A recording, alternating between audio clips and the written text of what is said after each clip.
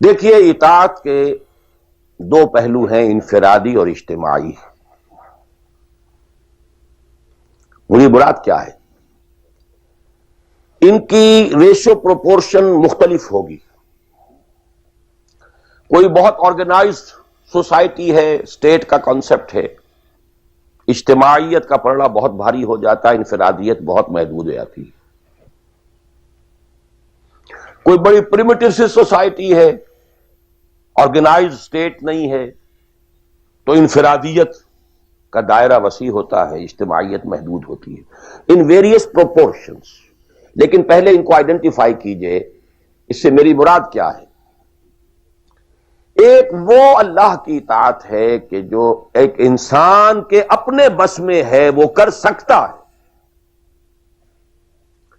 چاہے بھوک آ جائے، فاقہ آ جائے، نقصان ہو جائے، جان کا اندیشہ ہو جائے، یہ کر سکتا ہے۔ ایک وہ اطاعت ہے جو کسی صورت کر ہی نہیں سکتا جب تک کہ اجتماعی ماحول نہ بدلے، کتنا ہی سنسیئر ہو، کتنا ہی نیک ہو، کتنا ہی فیصلہ کر لے، کر ہی نہیں سکتا، وہ اس کے ہاتھ میں ہے ہی نہیں۔ ایک ریاست ہے، آرگنائز اسٹیٹ ہے، اس کا لا ہے، آپ اس میں رہ رہے ہیں تو وہی قانون چلے گا، آپ کے بس میں نہیں ہے۔ آپ کا بیٹا فرض کیجئے خدا نہ خواستہ زنا کرے تو آپ اسے رجم نہیں کر سکتے، چاہے آپ کا بیٹا ہے۔ You have no power, no authority. آپ کا اپنا بیٹا اپنی بیٹی چوری کر لے، آپ ہاتھ نہیں کاٹ سکتے۔ اور مجھے یاد آ رہا ہے، لو ان فاطمہ بنت محمد سرقت، بالفرض ہی کہہ رہا ہوں نا میں بھی، مفروضے کے طور پر آپ نہیں ہاتھ کاٹ سکتے۔ ایک معاشرہ ہے جس کے اندر پوری معیشت جو ہے سود کے اوپر ہے، آپ سانس بھی نہیں لے سکتے کہ جو سود سے خالی ہو، امپاسبل۔ ایک اسٹیٹ ہے، آپ اس کے سٹیزن ہیں، آپ اس کے کانسٹیٹیوشن کے لائل ہیں، فیتھفل ہیں۔ تو جیسا کہ میں نے کہا تھا، آرگنائز سوسائٹی اسٹیٹ میں یہ دائرہ بہت بڑھ جاتا ہے۔ ٹرائبل ہے، وہاں یہ کہ انفرادیت کا کافی دائرہ ہوتا ہے، قانون کم سے کم ہوتے ہیں، نظم کم سے کم ہوتا ہے، سسٹم جو ہے اس کی گرفت کم سے کم ہوتی ہے۔ اب دیکھیے، دو حیثیتیں دنیا میں ممکن ہیں، ایک انتہائی خوش بختی کی، انتہائی خوش قسمتی کی، کہ ایک انسان ایک ایسے ماحول میں پیدا ہو گیا ہے، یا وہ ہجرت کر کے ایسے ماحول میں چلا گیا ہے جہاں ٹوٹل دین غالب ہے، دین قائم ہے، نظام ہے ہی دین کا، حکومت ہے ہی اللہ کی۔ وہاں جا کر انسان کتنا how at ease he will feel, no friction. وہ بھی اللہ کی بندگی کرنا چاہتا ہے، ماحول بھی سازگار ہے، پورا نظام بھی اللہ کی بندگی پر ہے، پورا قانون بھی اللہ ہی کا نافذ ہے، پورا تعلیم کا ڈھانچہ بھی اللہ ہی کے ہدایت کے مطابق ہے، تمام ذرائع ابلاغ سے بھی اسی کے مطابق چیزیں ہیں جو نشر ہو رہی ہیں، آڈیو ویژول سب کچھ۔ انتہائی خوش قسمتی، موسٹ فارچونیٹ کہ ایک انسان ایسے ماحول میں ہو۔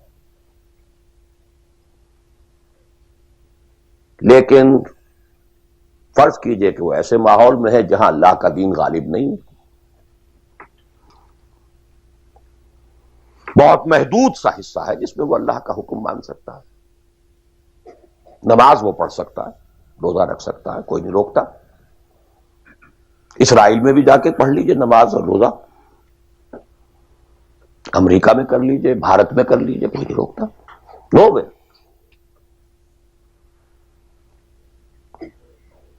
لیکن باقی ویرینگ ڈگریز میں ہوگا یہ کہ زندگی کا 75%، 80%، 50%، 60% وہ باطل کے قبضے میں ہے، تو وہ بھی تو 50%، 60% کافر ہے۔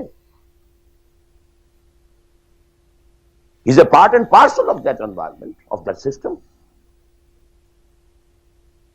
قرآن کے تینوں فتوے اس پر بھی تو لگ رہے ہیں. وَمَن لَّمْ يَحْكُم بِمَا أَنزَلَ اللَّهُ فَأُولَٰئِكَ هُمُ الْكَافِرُونَ وَمَن لَّمْ يَحْكُم بِمَا أَنزَلَ اللَّهُ فَأُولَٰئِكَ هُمُ الْفَاسِقُونَ وَمَن لَّمْ يَحْكُم بِمَا أَنزَلَ اللَّهُ فَأُولَٰئِكَ هُمُ الظَّالِمُونَ.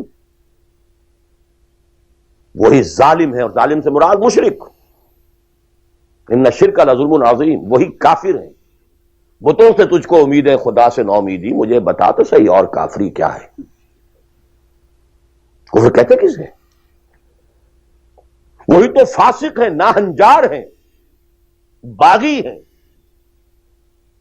ویئرنگ ڈگریز کے اندر جتنا بھی اس نظام کی گرفت ہے، اس درجے میں ہر وہ شخص کافر اور ظالم اور مشرک ہے جو اس ماحول میں رہ رہا ہے.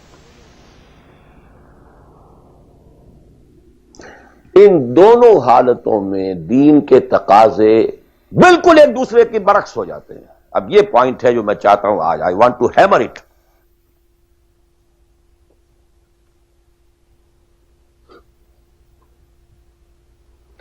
اگر آپ خلافت راشدہ کے دوران پیدا ہو گئے ہوتے، most fortunate, most easy.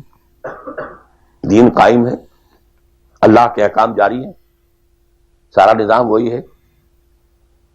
The whole state craft وہ اسلام کی بنیاد پر کام کر رہا ہے. آپ ایک سٹیزن ہیں، آپ کے لیے تقرب بالنوافل کے درجے کھلے ہوئے.